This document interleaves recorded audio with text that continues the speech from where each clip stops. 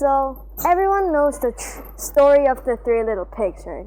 Yeah. But you think you do, but you don't actually know the true story because no one has yet heard my side of the story.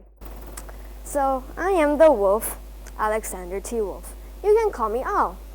I don't know how this big bad wolf thing got started, but it's all wrong. And all I know is that it started with a cup of sugar and a sneeze.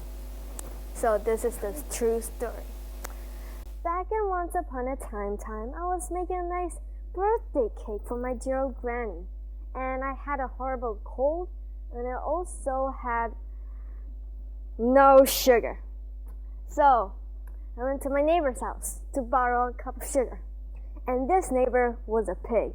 And he wasn't too bright either, because he had built his whole house of straw. You know that, yeah? And who in his right mind would build a house out of straw? That's crazy.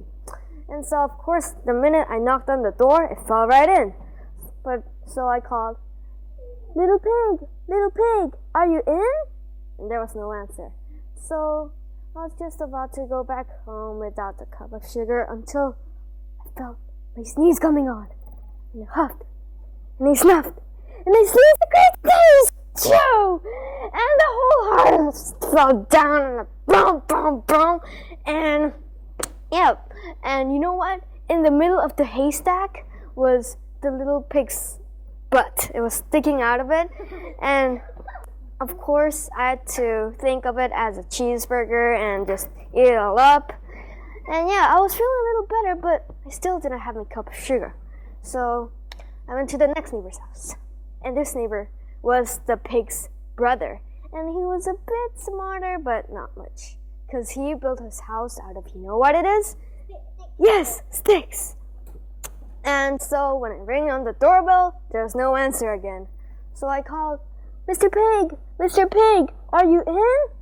And that he yelled back, go away, Wolf.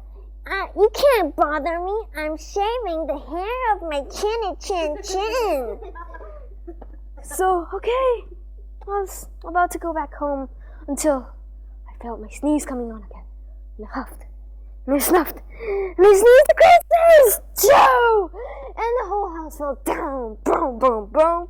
And again, the pig's butt was sticking out of the sticks, and I had to eat it all up because food will spoil if you just leave it out in the open. And so, yeah, I was feeling much better, but I still didn't have my cup of sugar. So I went to the next neighbor's house. And this neighbor, this pig, was the brain of the family because he built his whole house out of bricks. Yeah, bricks. And so when I rang on the doorbell, there was no answer again. So I called, Mr. Pig, are you in? And that rude little porker answered, go away, Wolf. You can't bother me again. Talk about impolite. He probably had a whole sack full of sugar, and he wouldn't even give me one cup. So, okay, I was about to go back home until I felt my sneeze coming on again. And I huffed, I snuffed, and I sneezed a great sneeze, achoo!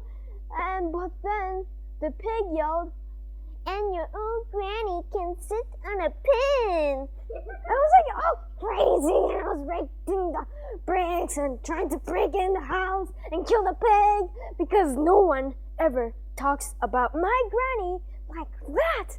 It's just rude. It was boom, boom, boom. And of course, when the police drove up, I was huffing and puffing and making a real scene, and I got arrested.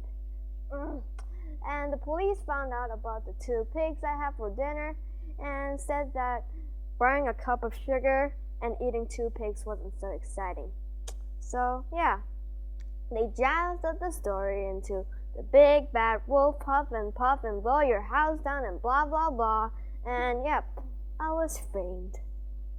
The end. Thank you.